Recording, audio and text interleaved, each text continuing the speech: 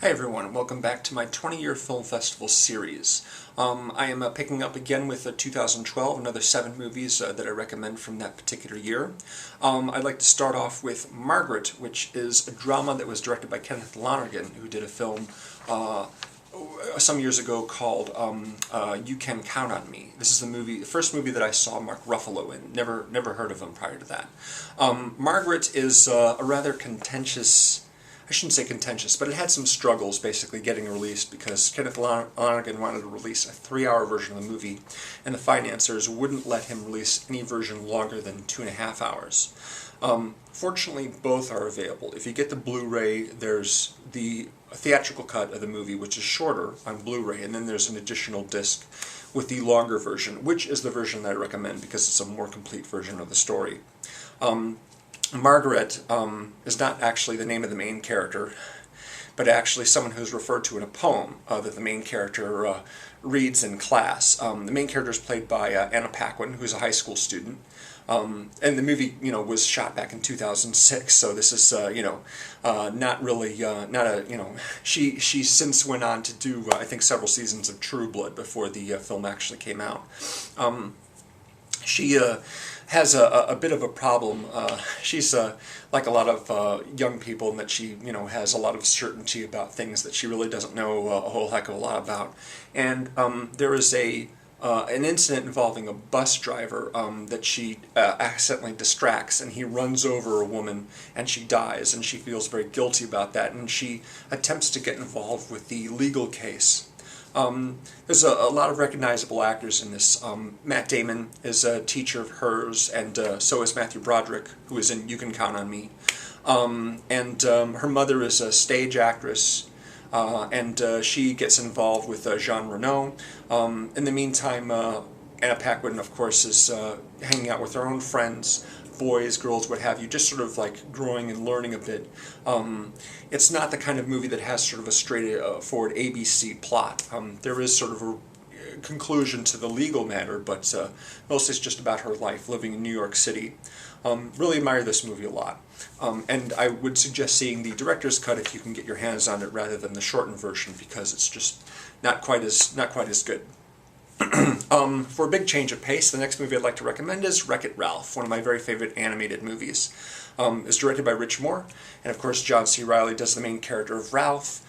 Jack McBrayer does is the voice of his colleague in the video game called Fix-It Felix, yeah, that's right, Wreck-It Ralph and Fix-It Felix, who are video game characters working in an arcade, and at night when the arcade is closed, they all jump through the electrical circuits into this communal area where they meet a lot of other video game characters. Of course, Ralph is unhappy about being a video game villain, and he wants to be a hero, so he leaves his game to try and get an award, basically, in a different game, and that creates all kinds of havoc. Really, really terrific movie. Of course, Sarah Silverman does one of the other main characters, a character from a game called Candy Crush. Really kind of an emotional movie at certain points. But just dazzling animation. Really, really lots of fun. Love this movie quite a bit. Another big change of pace. Paul Thomas Anderson's drama, The Master. One of the last films that Philip Seymour Hoffman made. Of course, Hoffman had been in several of Anderson's other movies. In fact, he'd been in all of them except for There Will Be Blood. In this one, he plays the guru, the leader of a movement called The Cause, sort of a self-improvement movement that was somewhat inspired by Scientology. By the way, I haven't seen Going Clear, the documentary on Scientology, but I'm very eager to see that when I get the opportunity. Joaquin Phoenix is the main character. He's a World War II veteran who's suffering from PTSD, but mostly he's just rather disturbed and impulsive and kind of like a dog, really. He's just very, very irritable and has a quick temper, and he is pretty much the opposite of Phil Hoffman's character, who's very sort of calm and soothing and kind of a born leader, really. And so the two of them sort of butt heads. They initially really like each other and sort of find a partnership with each other, but eventually they come at odds with each other. Amy Adams is Phil Hoffman's wife. Overall, just a really strong picture. It's not one of those movies that holds your hand with a storyline. Sort of have to pay close attention because there are leaps in time, and there are the movie expects you to draw conclusions about what's happening rather than explaining what's happening every step of the way, which is nice. It's good. And this continues on. I saw Inherent Vice, but I really didn't care for it that much, mostly because it consisted of characters talking about other characters who weren't actually on the scene at the time, so it became difficult to retain a lot of what was happening. The Master, I feel, is a very, very strong picture, and along with There Will Be Blood, it's one of my favorite P.T. Anderson movies. Next, Silver Linings Playbook, a very popular movie from 2012, Best Picture nominee, nominated for a lot of Oscars, including David O. Russell for Best Director, and Bradley Cooper for Best Actor, Robert De Niro Supporting Actor, Jackie Weaver for Supporting Actress, and of course Jennifer Lawrence won Best Actress that year. Yeah, really, really exciting, fun movie about some rather troubling issues, but somehow they make it a joyous time. And really, really, yeah, just overall really lots of fun. I'm sure you're well aware of what's happening there, but if you're not, it's about two people who sort of have stability issues, emotional stability issues, and they sort of find each other and end up entering a dance competition, just sort of like take control of their lives, and they find a relationship with each other, which is great. Really enjoy the movie a lot.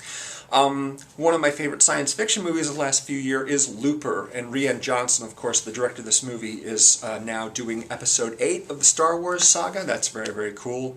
I enjoyed Brick, his first movie, and I didn't enjoy the Brothers Bloom all that much. Thought it was maybe a little bit too more twisty than it needed to be. Looper, I feel, is pretty masterful, though.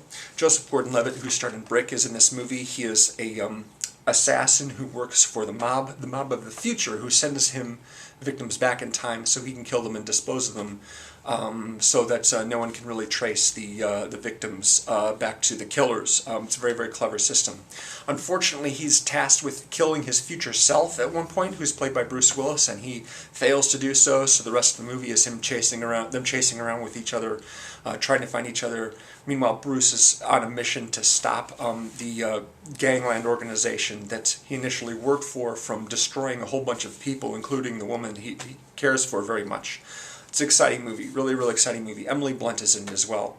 And yeah, there's just some really, really great sequences, some set pieces involving, just some big action. I mean, it's a very small scale movie when it comes to action movies. I'm sure a lot of you have seen it already, but yeah, it's a very, very clever movie. Really like it a lot. Killer Joe. Killer Joe is a William Friedkin film. It was adapted from Tracy Letts Play. And William Friedkin also did a movie called Bug in 2007 with Ashley Judd and Michael Shannon, which is also based on a Tracy Letts Play. This one, I like that one a lot. This one I like even more. Killer Joe is a character played by Matthew McConaughey, who is a police officer but also a freelance assassin. He's a very, very dangerous and scary guy. The main character is played by Emile Hirsch, who wants his mother killed so he can collect the insurance money. Gina Gershon is his stepmother, and his father is played by Thomas Hayden Church. And his girlfriend is played by Juno Temple. And when McConaughey gets a look at Juno Temple, he says, "I tell you what, I'll give you a break on my fee if you give me some time with her," which Emile Hirsch does not like at all. This is kind of a scary movie in parts, but also really funny just because of just how crazy things get. I really enjoyed this movie quite a bit. And finally, I had a little rule when I started this series. I wasn't going to do franchise movies or sequels, especially not sequels, but not franchise movies unless it was the first movie in a franchise that could basically act as a standalone film. Like, for example, Iron Man. Iron Man was the first. It could be a standalone movie all by itself. Wasn't going to, do like the next installment of each franchise every year, because then each one of these entries would get kind of dull. However, I have to make an exception for The Avengers, because The Avengers is quite possibly the most fun movie I have seen since Back to the Future. Just endlessly entertaining, funny, exciting, great acting, extremely colorful, wonderful visual effects. Of course, Joss Whedon is the director, and I'm a longtime fan of his ever since Buffy the Vampire Slayer. And I wasn't really big on Age of Ultron, although it does have its good moments. Yes, this is a very, very fun movie, and of course, I don't need to explain to you what it's about. You already know it very well. And I'm super excited about pretty much most of the Marvel movies that are going to be coming out over the next few years. But it's hard to imagine any of them will top the Avengers, just because it's so very clever and just a heck of a lot of fun. So I've got to end 2012 with that particular one, just because it's such a blast. So that concludes my recommendations for 2012. On to 2013 next. Almost finished here. Just a few more videos to go and I'm done with this series. I hope you'll tune in for them. Thank you very much for watching and for commenting, of course, especially to Mr. Benway20, who has commented on every single one of these years that I've covered. Appreciate it, and I'll see you again real soon. Bye-bye.